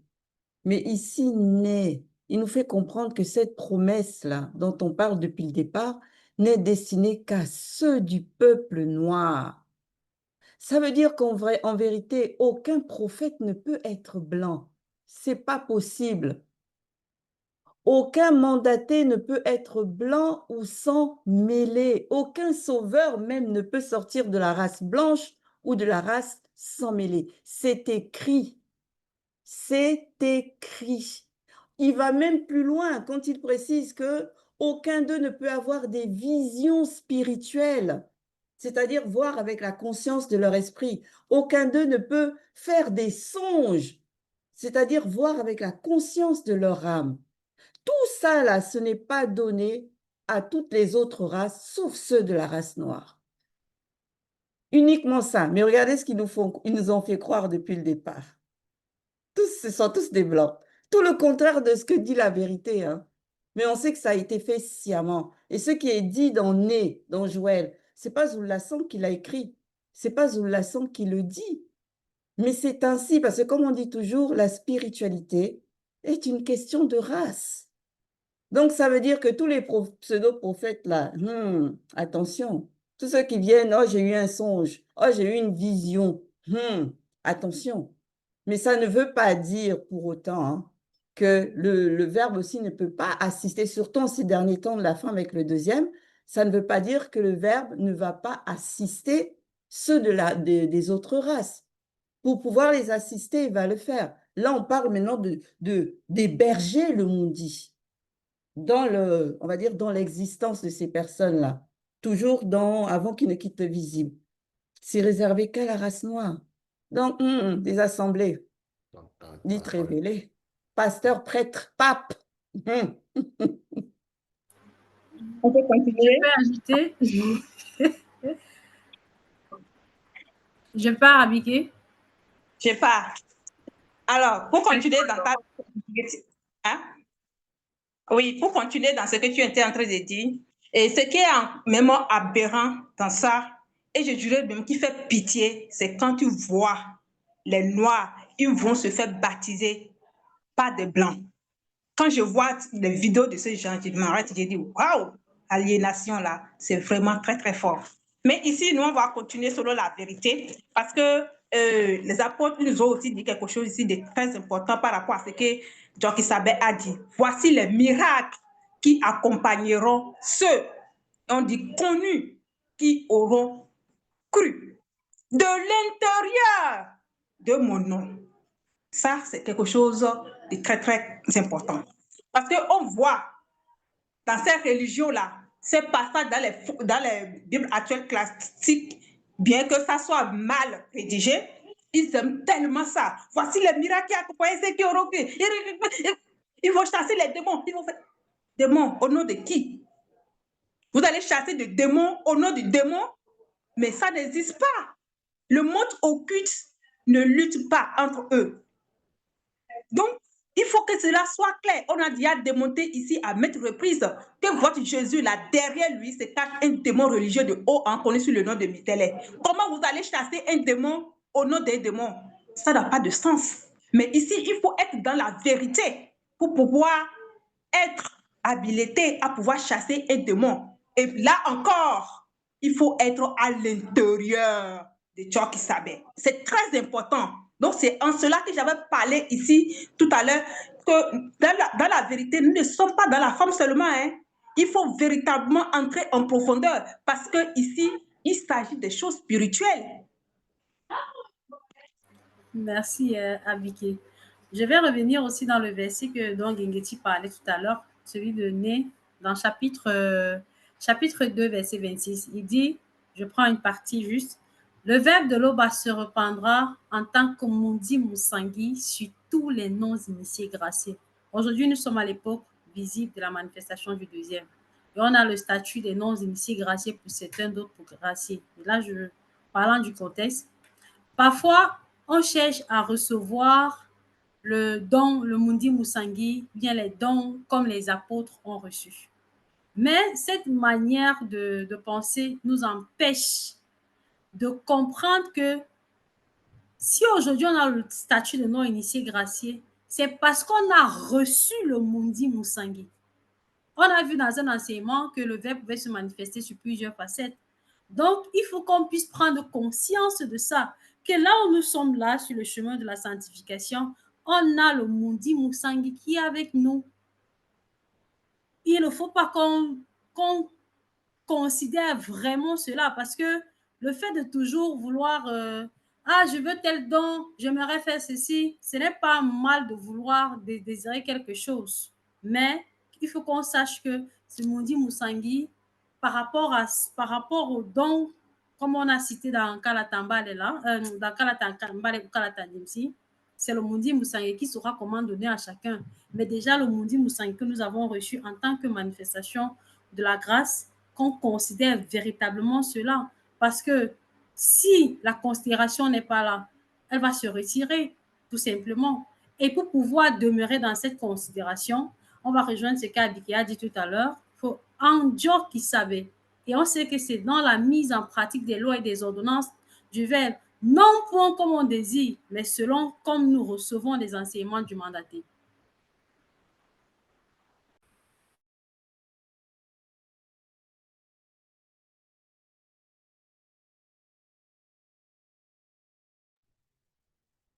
Oui, on peut compléter, c'est ça?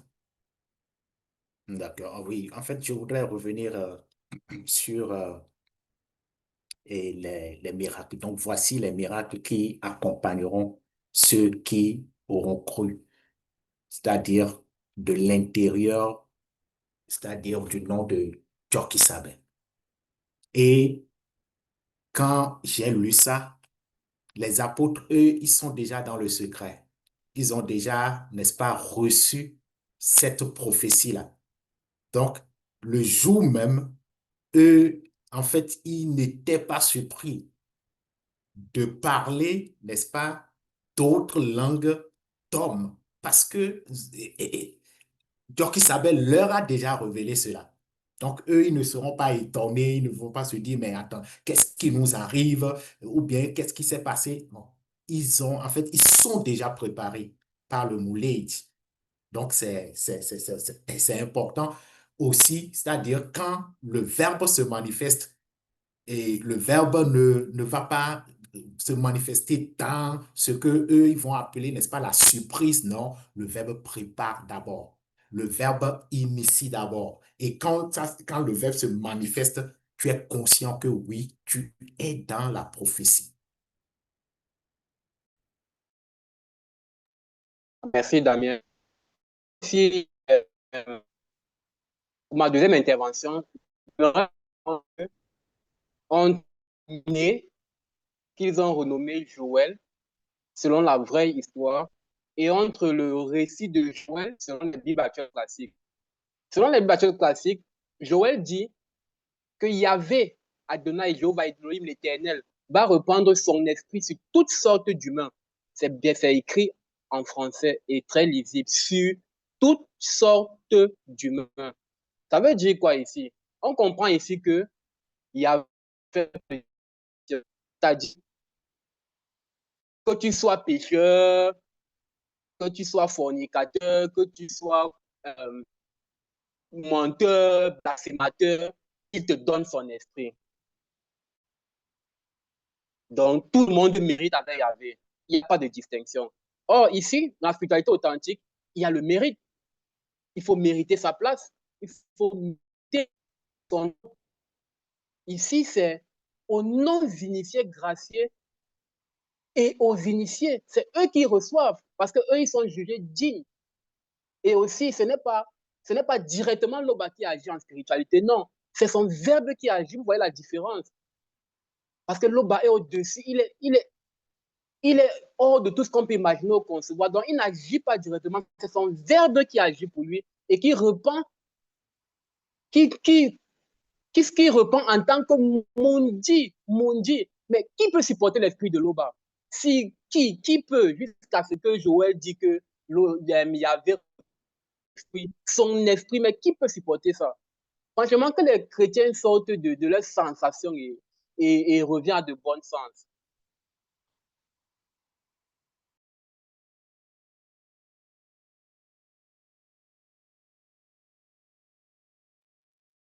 Ok, nous allons poursuivre, mais Daniel, regarde la discussion, s'il te plaît. Donc, phase 4, cette fois-ci, Zulasan l'a intitulée Origine des langues. Qu'avez-vous retenu de cette phase? Oui, merci Melity. Il faut le dire, hein, je suis reconnaissante véritablement de cette révélation que Zululassan a une fois de plus manifestée à cette phase 4, qu'est les fréquences. Il a fait savoir que le Douala ancien, qui est la langue originelle, est la haute fréquence. Et le reste des langues manifestées dans Genèse 11 sont la faible fréquence. Alors, moi, ce que j'aimerais voir avec ces religieux-là qui prêchent, qui prient leur charabia et autres, la question qu'ils doivent se poser, c'est lorsqu'ils font leur prière, là, leur faux Dieu créateur et tout ça, là, surtout lorsqu'ils balancent, comme vous avez bien dit, hein, Eucharistie, Distat, charabia et tout ça, blablabla, etc. À quel Dieu ils s'adressent, en fait? Parce que même cette langue-là, cette faible langue-là, n'est même pas reconnue dans la faible fréquence. Mais maintenant, quel est ce faux Dieu-là qu'il prie dans une fréquence qui n'est même pas reconnue dans la faible fréquence, à savoir ce langage-là qu'il manifeste? Vous voyez? Donc, c'est pour dire que vraiment, honnêtement, au niveau de ces langues-là, il y a vraiment du rattrapage, une révision à faire par rapport à ce qu'ils prononcent, à ce qu'ils disent, et même lorsqu'ils font leur prière, qu'ils se rendent vraiment compte de est-ce que déjà même ce qu'ils disent là, dans la réalité du visible où ils se trouvent, c'est approuvé. Est-ce que ce langage-là est même approuvé, pour ainsi dire? Donc, merci Zululassan pour cette révélation. Ouais. Pour continuer dans ce que tu dis, hein, c'est simple, hein. Leur langue, soi-disant, là, le charabia qu'ils prononcent, ça n'exprime aucune pensée. En fait, c'est un... C'est... Mais c'est... Il y avait un dessin animé comme ça, là, où il y avait un enfant d'Ouï, là, il parlait comme ça. Personne ne comprenait ce qu'il voulait dire. Lui-même, ça n'exprimait rien. Donc c'est exactement ça. Donc, la langue, c'est censé exprimer quelque chose. Et avant même de rentrer dans la faible fréquence, il faut déjà rester dans la haute fréquence. Je vais reprendre par là, parce que euh, beaucoup de personnes s'interrogent encore à savoir c'est quoi la première langue, c'est quelle était la première langue. Puisqu'on sait qu'il y a eu un premier homme d'abord. Quelle langue il parlait? Il n'y a pas de mystère. Zulason nous l'a déjà révélé depuis longtemps, c'est le Douala. Il n'y a pas à tergiverser, à essayer, à chercher. Parce qu'il y en a qui vont dire non, c'est le Kikongo, non, c'est l'hébreu, non, non, c'est le Douala ancien. Et donc, cette langue-là, elle est universelle, c'est la langue par excellence, c'est-à-dire que c'est dans cette fréquence que tout s'est manifesté. Et il faut convenir de ça une fois pour toutes. Certains vont vouloir toujours essayer de trouver en disant non, pourquoi forcément il faut que ce soit une langue du Cameroun? C'est ainsi. Il n'y a pas à tergiverser là-dessus. Point barre. Oui, Bekeke dit, c'est ainsi, comme tu le dis, et il n'y a pas vraiment à tergiverser là-dessus. Et les faits même le démontrent. Parce que comme tu l'as dit, ici on voit que la langue originelle, c'est le Douala ancien. Et pour ceux qui font des recherches, les scientifiques, certains scientifiques blancs honnêtes ont fait des recherches et ont dit la vérité, ils ont présenté leurs résultats, mais bon, on sait que par la suite, ils sont tués par les gouvernements qui ne veulent pas que l'histoire sorte. Bref, ils ont découvert et ils ont révélé, ce que Zulasan a révélé d'ailleurs depuis des dizaines d'années, que la première vie a été découverte au Cameroun. Dans le premier être, on a retrouvé ces traces historiques au Cameroun. Et nous savons tous très bien que le Cameroun est le berceau de l'humanité. C'est cela même qui porte ce nom. Quand on dit le Cameroun est le berceau de l'humanité, donc on dit le berceau, un bébé reste dans le berceau, donc ce qui recueille un être, le berceau. Donc le Cameroun est la terre qui a recueilli le premier être. Mais si le Cameroun a recueilli le premier être, ça veut dire qu'il était noir. Maintenant donc, au Cameroun, pour ceux qui ne savent pas, à une époque, avant que les colons ne viennent avec leur pollution et tout ça, la langue nationale, bien qu'il y avait d'autres langues, la langue nationale était le Douala, c'était la langue nationale que toutes les tribus parlaient, bien qu'ils avaient leur langue. Donc, si dans la langue nationale était le Douala, ça veut dire qu'il n'y a pas un hasard. Donc, le premier homme qui apparaît au Cameroun parlait aussi ce Douala-là. Et ce Douala est retrouvé partout. Par exemple, un manuscrit égyptien qui a été retrouvé, qui portait le nom Djenne, parlant des Égyptiens comme Zola l'a dit, Djenne les Égyptiens. Au Congo, par exemple, au Cameroun, on dit Muto. Au Congo, on dit Moito. Vous voyez un peu que malgré des dispersions, il y a toujours des traces qui restent. Donc, que les gens arrêtent de débattre inutilement. La vérité est en face de vous. Venez écouter Zola. C'est très simple. Ah Ouais. oui. Oui, Mais effectivement. moi, je souhaite quand même ajouter à ce que tu as dit, Bekina, une distinction qu'il ne faut pas négliger, hein. Quand on parle du Douala, ça n'a rien à voir avec le Douala de ces derniers temps, de la fin, hein. Mais absolument pas. Ça n'a rien à voir avec ce qui est parlé là depuis des générations et des générations au niveau du Cameroun. On parle vraiment là de l'essence même, la langue pure. C'est de ça qu'il s'agit. C'est en cela que par la suite, il y a eu des déclinaisons et des manifestations de fréquences différentes au fur et à mesure des chutes et des chutes et des chutes et des chutes et des chutes. Plus les générations, on va dire, avançaient, plus la langue, cette essence-là se diluait. C'est en cela que quand Zulasan maintenant arrive à son époque pour retranscrire, pour qu'il nous transmette l'histoire des Noirs, la véritable histoire des Noirs, avec la même fréquence de celle qui était dite, parlée à l'époque, il faut qu'il extirpe la faiblesse d'abord d'une langue en particulier. Donc, il faut d'abord avoir cette capacité d'extirper. Donc, aucun douala de ces derniers temps de la fin ne peut même comprendre le douala ancien. Parce que déjà, même entre des générations, ça se voit dans les langues. Moi, par exemple, chez moi, une langue parlée maintenant, tu remontes à 3, 4 générations avant, ceux de maintenant vont dire, wow, non, ceux qui parlent là, il y a des mots qu'on ne comprend pas parce que c'est concentré.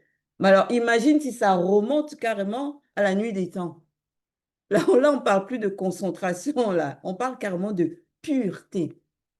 Donc, c'est vraiment la distinction hein, qu'il faut marquer. Là, toutes les langues, là, c'est que des langues de basse fréquence, la fréquence faible. Même les démons ne parlent même pas cette fréquence-là. Eux, c'est une fréquence supérieure. Parce que eux, ils naissent, ils ont été manifestés bien avant.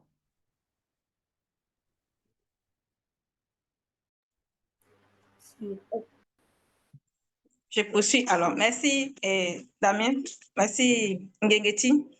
Oui, parlant, bon, je vais me dire que ceux-là qui ignorent ou bien qui ne veulent pas comprendre, admettre que la langue originelle, c'est le Douala ancien, ils sont en train de rejeter aussi d'office même les langues de faible fréquence. Parce que comme tu l'as bien mentionné, c'est de l'essence même de Douala ancien que ces langues ont été manifestées et plus tard encore même modifiées pour venir aujourd'hui à ce que nous avons. Maintenant, parlons du français. Parce qu'on sait que dans les rouleaux, selon la vérité, il y a le français dedans. Et tu as bien précisé, c'est l'essence de la haute fréquence qui a été estipée. Et nous, on peut rendre témoignage de cela. Je te dis, un François, originaire François ou bien de quoi là même là, si la personne prend ces livres, les livres mystérieux ou bien les rouleaux écrits par Zulu Lassan, mais vous ne pouvez pas vous en sortir. Peu importe votre ancienneté dans cette langue-là, vous ne pouvez pas capter cette fréquence-là parce que c'est la haute fréquence. Déjà, même la préface, là, vous ne pouvez même pas vous en sortir. Hein. Soyez, rassurez-vous selon le verbe, ce qu'on est en train de dire. Donc, c'est déjà ça même la base pour dire quoi? Que qu'on parle même de livres de Zulu Lassan, c'est des rouleaux qu'il a écrit quand, parce que certains vont dire que mais quand c'est traduit là, ça ne garde pas son essence. Vous savez qu'il y a, ça dépend de celui qui l'a traduit. Hein? Ici, il s'agit de Zulu Lassan, le deuxième lieu de toute la création. Ah, pour preuve, achetez simplement ces rouleaux. Vous allez rendre témoignage, vous allez confirmer ce que je suis en train de dire. Que là, franchement, vous ne pouvez pas vous régaler avec Zulu Lassan en matière de la langue. Vraiment, dans la confirmation appliquée, quand on entend seulement le mot Saint-Esprit et que dans le livre mystérieux, tu entends Mundi Musangi. Vraiment, c'est extraordinaire de comprendre ça. Je vais apporter une précision dans ma précédente intervention de la phase de 3. Donc, il faut noter ici là que, parlant de la réception du Mundi Musangi par ces non-initiés, c'est vrai que le cheminement de la sanctification et les étapes, mais une fois qu'on reçoit aussi le Mundi Musangi, on a le statut d'initié. Pour revenir maintenant à la phase 4, parlant d'origine des langues, je me suis posé quand même une question de savoir est-ce que le monde occulte savait, avec cette révélation-là, que parmi les multitudes de langues qui existent, le français devait être celle-là à laquelle la restauration devrait être manifestée. Parce que quand j'essaye de ma petite réflexion, quand j'observe un peu, je me rends compte que la majorité des Bibles, des multiplications des Bibles, c'est beaucoup plus en français. Et comme on a si mentionné là, la mère, c'est les catholiques, comme on dit maman catholique, ce sont eux qui ont, c'est de là qu'émane tout cela. Bref, dans cette phase aussi, Zoula San fait mention en nous disant que chaque langue a manifesté l'accent et ça modifie le comportement et le faciès d'une grande partie du peuple. Je dis waouh! Parce qu'aujourd'hui, quand tu observes un peu dans les différents fragments de continent de Wassé, on se rend compte qu'en fonction d'une tribu, il y a un faciès. Déjà, ça, on fait ces différences-là. On sait que toi, tu peux être du littoral, toi, tu peux être de l'ouest, toi, tu peux être de l'est. Mais là, même au niveau du comportement, ça s'identifie. C'est quelque chose qui est vérifiable. Surtout, le faciès, alors, il y a une... Quand on regarde les gens du Nord, par exemple, à Wassimoutonga, ils ont toujours une forme de tête. On les identifie parfois, voilà. Ils ont toujours une caractéristique, là, ils sont toujours petits de corps. Quand tu écoutes ça, tu directement, tu calques les paroles sur ce que tu vois dans la réalité du visible. C'est quelque chose de formidable. Maintenant, ça ne sert à rien de se placer. Temps de parole. Oui, je vais continuer. Je vais continuer. Oui, je voudrais revenir sur la manifestation de la grâce par rapport, n'est-ce pas, au fait qu'il a été permis que nous puissions, n'est-ce pas, recevoir la grâce, c'est-à-dire que Bible soit traduit en français. Et j'ai réfléchi à quelque chose. En fait, tout appartient à l'Oba. Tout appartient à l'Oba. Quand C'est-à-dire les colons, eux, ils venaient imposer, n'est-ce pas, le français ou l'anglais, c'est-à-dire ils faisaient parler, n'est-ce pas, ils ne pouvaient pas imaginer que, en fait, ça pouvait servir également par rapport à la propagation. Je dis bien par rapport à la propagation, ça pouvait être, s'ils pouvaient retirer leur langue encore aujourd'hui, mais ils vont le faire. Mais ils sont aussi dans la confusion du fait que, je ne sais pas si vous avez observé, le noir, il a la capacité de parler facilement la langue, c'est-à-dire, on va dire anglais, français, tout, mais le non-noir, pour parler, n'est-ce pas, la langue des Noirs, ce n'est pas facile. Ça veut dire quoi? Ça veut dire que même le mystère de la langue, c'est dans l'homme, c'est dans l'homme noir. Et encore, même pour manipuler cette langue-là, les Noirs, c'est-à-dire à un moment donné, quand tu vois un Noir, et Abigail a dit tout à l'heure, mais quand tu prends Bibel, en fait, tu vas, on ne va pas dire soutenu, c'est au-delà du français soutenu. Donc, quand tu vois, n'est-ce pas, un noir manipuler la langue, eux, ils vont dire la langue de Molière. Non. En fait, tout appartient, n'est-ce pas, à Loba. Donc, le noir manipule soit le français, soit l'anglais, en fait, tu sens l'essence même. Il vit ça. Donc, c'est vraiment formidable. Dans la langue, il y a véritablement un mystère et ça permet de comprendre que, effectivement, c'est Mout qui dit et a agi. Oui, moi, ce Oui, qui, vas-y, Carmela. Merci, Bob.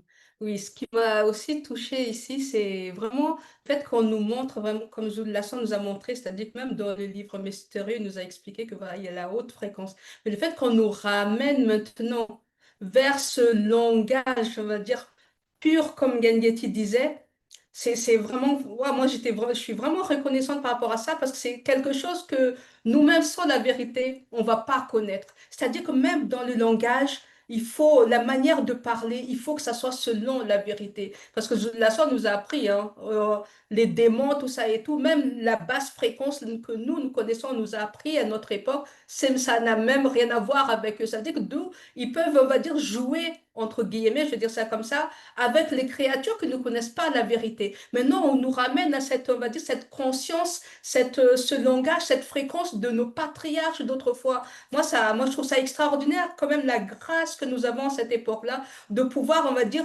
goûter, de pouvoir, on va dire, de nous purifier, même dans nos propres mots, dans notre propre manière, afin de revenir dans cette fréquence-là et d'avoir surtout la compréhension, parce que comme Abiké disait tout à l'heure, si on n'est pas assisté, on ne pourra même pas s'en sortir avec tout ce qui est marqué dedans, même au-delà du mot douala, même on va dire, la manière, la tournure des phrases, même dans le français. Et si tu n'es pas assisté par le verbe, tu ne comprendras même pas le sens, mêmement, etc. En fait, il faut que tu sois bien assisté. Et ça, c'est extraordinaire. Et je voulais vraiment remercier Loba de la grâce que nous avons à cette époque-là, de pouvoir, on va dire, lire et surtout de comprendre avec l'assistance du deuxième né qui est Lassan, à avancer dans notre cheminement, quoi. Et gloire à Loba par rapport à ça. Oui, gloire à Loba. Dans cette phase encore, moi, c'est ce que je retiens, c'est que les gens, ça leur plaise ou pas, le Douala ancien, c'est la langue originelle. On constate ici que certaines personnes, ils ont du mal à accepter. Ils ont du mal à accepter. Certes, ils veulent valoriser leur langue, mais c'est comme ça. Ils n'ont pas le choix. On sait que derrière le Douala ancien, c'est la haute fréquence. Et si tu veux te connecter à cette haute fréquence, tu es obligé d'accepter ce que Zola San nous dit. Ce n'est pas ce qu'on nous a appris à l'école où on nous faisait comprendre que l'allemand, l'espagnol, ce sont les langues vivantes. Avec ce que Zola San nous révèle encore, on comprend que non, ça n'a rien à voir avec ce qui est vivant. Et je comprends aussi, pour finir, que si tu te connectes à la véritable spiritualité que Zola San apporte, avec même le français et les noms des patriarches et autres qu'on retrouve, Zola San fait comprendre que là-bas aussi, ton comportement sera modifié en acceptant les lois, en te soumettant aux lois. Ton comportement est modifié. Et même ton faciès, même à la longue, peut être modifié. Parce qu'on nous a fait comprendre que le verbe de l'eau, de par les lois, embellit. Ça enlève cette laideur du péché là. Et au fur et à mesure que tu persévères, ça t'embellit. Donc, arrêtons d'être jaloux, si je peux dire comme ça, de dire que non, pourquoi le doigt là, pourquoi pas le bas ça, pourquoi pas ceci, cela. Arrêtons ça et soumettons-nous à ce que Zola nous apporte. Oui, moi je souhaite aussi ajouter une chose aussi qui est vraie, que j'ai trouvée importante, c'est que même dans toutes ces langues dont on peut faire référence, comme tu as dit, l'allemand, l'anglais et autres, il y a l'essence du douala ancien dedans. Quand tu fais les recherches, tu vois des similitudes par rapport aux mots, des similarités par rapport aux mots. En douala ancien, on dit comme ça, dans l'autre langue, ça va se dire comme ça, mais les racines sont pratiquement les mêmes. Donc, à un moment donné, il faut arrêter ces débats futiles, comme on dit. Mais ça m'a permis aussi cette phase de répondre à deux questions que souvent beaucoup de personnes posent. C'est-à-dire, la première, c'est pourquoi le français? Mais maintenant, quand on réfléchit avec tout ce qu'on a entendu aujourd'hui, tout a commencé à Ouassé-Moutonga, donc l'Afrique centrale. Et la grande majorité des pays aujourd'hui qui se trouvent dans l'Afrique centrale ont été colonisés par rapport à quelle langue? C'est par rapport au français. Donc, c'est logique que ce soit par le français qu'on vienne aussi rétablir la vérité sur la restauration de la véritable histoire de l'homme noir. Et d'autres vont se poser la question de, mais pourquoi pas d'autres langues? Pourquoi pas autre chose que le français? Pourquoi pas l'anglais? Pourquoi pas l'allemand et diverses langues de chez nous? Mais tout simplement, c'est parce que il faut que les personnes qui traduisent ces rouleaux-là dans d'autres langues, il faut d'abord qu'elles soient elles-mêmes habitées par le maudit Moussangi. Quelqu'un aujourd'hui ne peut pas se lever et puis va dire qu'il va traduire les rouleaux de vérité dans d'autres langues, alors qu'il n'est même pas encore assisté ni inspiré par le maudit Moussangi. On parle de fréquence là et de haute fréquence. Donc, il faut déjà que la personne maîtrise le français selon, bien sûr, la haute fréquence, mais en plus qu'elle maîtrise les autres langues aussi. Et ça, il n'y a que le maudit Moussangi qui peut donner cette capacité-là à une personne de ces derniers temps de la fin. Donc, soyons patients. Les rouleaux vont être traduits, ça va être disponible en d'autres langues, mais pour l'instant, c'est le français. Donc, achetez juste des traducteurs qui, même là, ne vont pas vous donner la profondeur des sens des mots qui sont dits dans les différents rouleaux. Mais bon, c'est déjà ça, comme on dit.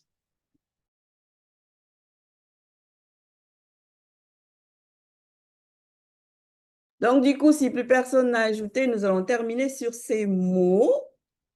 Et bien sûr, ah oui, il y a une précision aussi qui est bonne à dire, c'est qu'il y a la page de Authentic Truth sur les différents réseaux sociaux qui justement met à disposition les vidéos déjà traduites, les enseignements traduits de Zul Lassan, notamment sur YouTube aussi, sur Facebook et différents réseaux sociaux.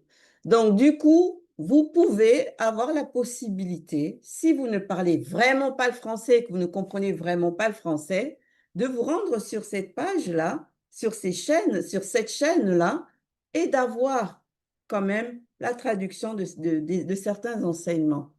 Donc, maintenant, après, c'est à vous de manifester la volonté. Merci à chacun pour vos participations et si le verbe le permet, au prochain débrief.